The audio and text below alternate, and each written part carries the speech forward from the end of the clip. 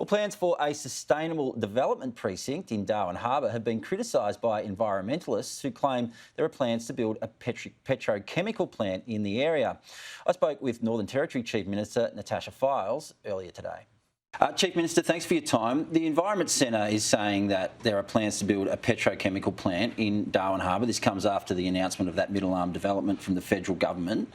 What exactly are you planning in Middle Arm? So what we have is a unique opportunity to identify a site within Darwin Harbour that we can take through, and it is going through a rigorous assessment process with the Independent Environmental Protection Agency to identify a whole of project site, and then each individual project that will be on that site will also go through rigorous assessments. But you see situations where you have individual projects that seem okay, but at the end of a point in time, you have 10 projects that collectively do not achieve the aims of protecting our environment and our community. And so this is an opportunity to identify that early on and take it through a whole of project assessment. So is one of the things that could go there a petrochemical facility? No, so we have the principles of a sustainable energy precinct, and we also want to use the principles of a circular environmental waste there. So we want to make sure that we can reuse as we do manufacture, and this is an opportunity not just for the Northern Territory but Australia to have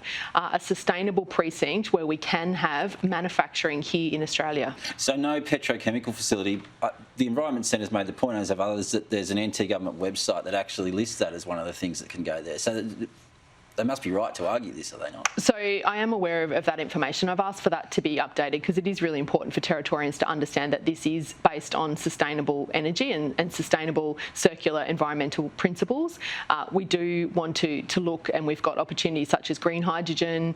You do have opportunities with certain products, but if you can capture those CO2 emissions and then utilise them for something else, so it really is utilising those circular principles. So just to be absolutely clear, you're categorically ruling out a petrochemical facility as part of that Middle Arm? Absolutely, and to further reassure Territorians and Australians more broadly, because I have noted that others interstate have sort of jumped on board this project, it is going through independent environmental assessments as a whole of project, and then each project within the precinct will also go through assessments. We have some of the strongest legislation here in the Northern Territory. It has been reformed, and there is more reforms within the Parliament to ensure we protect the environment. So what are we looking at? You mentioned green hydrogen before. We know Sun Cable has been proposed in the Barkly region, the world's biggest solar farm. Are you expecting that the development here in Middle Arm will use solar power to develop green hydrogen here in Darwin? So we know that the Northern Territory has a unique opportunity. We have that ability to produce large volumes of solar energy, as well as our location close to Southeast Asia. And so we want to, as I've said, identify this site. We want to take it through those rigorous assessments. And yes, it is a sustainable precinct that we can ensure we have those job opportunities here in the Territory and in Australia, but putting our environment and our community first. Andrew Forrest, we know, has been promoting green hydrogen very strongly. Have you had any discussions with him or any others around the potential to develop green hydrogen here in Darwin?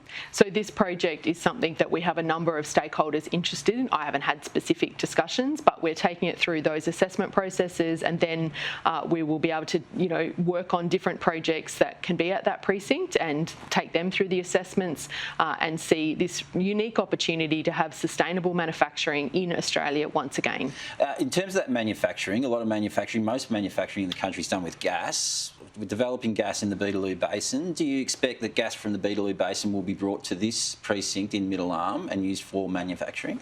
Before I answer that specific question, I'd just like to highlight to some of your viewers that we have taken an independent inquiry. We've got some of the most rigorous legislation and regulations around the Beetaloo, and we'll see if market forces, what happens with that particular project. But you mentioned before the Sun Cable project, so there is opportunities here to use renewable power to ensure that we do have those sustainable models at Middle Arm. I know you want to focus on renewables, but that gas development is happening. You've got companies like Empire and Tambour and Santos exploring for gas, hoping to produce gas within the next couple of years from the Beetaloo Basin. Is it part of the plan that gas be brought to that Middle Arm facility and then used for manufacturing? So the world is transitioning. We're stepping away from fossil fuels. gas has less of an environmental impact, but more so than renewables such as solar. And so we are in a transition phase. We can't simply change overnight, and the Northern Territory has got some of the most unique opportunities when it comes to renewable, but we do need to ensure that we have stability in our systems, and that will be a focus for us as a government. There's a lot of national discussion about gas at the moment, shortage of gas on the East Coast. Back to the Beetaloo again. Is that a potential solution to the East Coast gas shortage problem? And how quickly do you think it could provide that solution? So the Northern Territory is in a different situation. We're not on the national electricity market, but yes, we acknowledge there has been issues on the East Coast, as well as global factors that even a year ago weren't on the horizon. So I think it is a conversation around a preservation policy for Australia that does need to be looked at. A lot of questions about whether some of those states like Victoria and New South Wales, who are not developing their own gas resources, whether they should then be able to tap into the gas resources from places like Western Australia, South Australia and the Northern Territory. Do you have a view on that?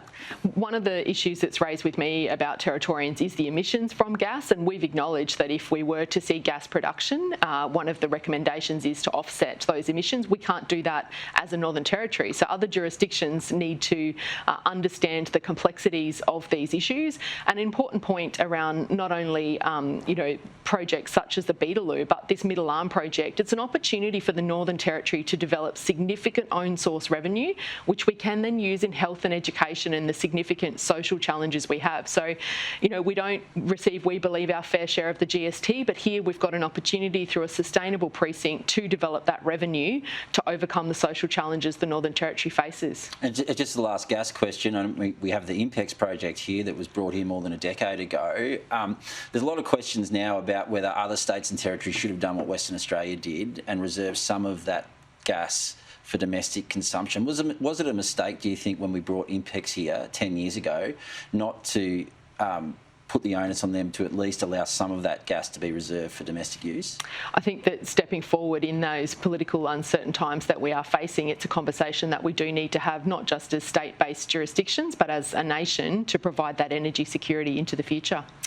Just wanted to touch quickly on Peter Dutton's visit to the Northern Territory and his calls last week for an inquiry, a royal commission into child sex abuse. What did you make of that? And do you think that is something that has some merit?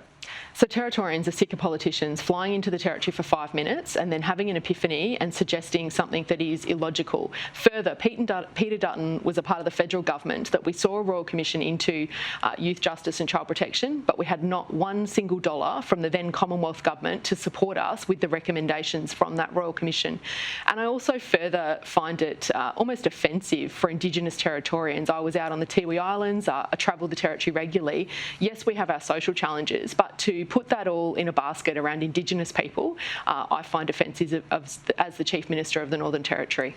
It would be naive to think that that's not an actual problem, though. We know the rates of domestic violence are so much higher involving Aboriginal women. We know that rates of child abuse are higher. Isn't that just a statement of fact and saying, well, this is something that is important, it's going on right now, and really we should have a good look at what's actually happening? What would be more useful is when Peter Dutton was in government and had access to resources, that he'd focused on those and need-based funding for things such as domestic and family violence prevention and measures such as that. So it is complex, the issues and the social challenges in the Northern Territory. We have got many programs in place, but one of the things we do need the Commonwealth and federal politicians to understand is the cost of service delivery in the Territory purely because of our remoteness.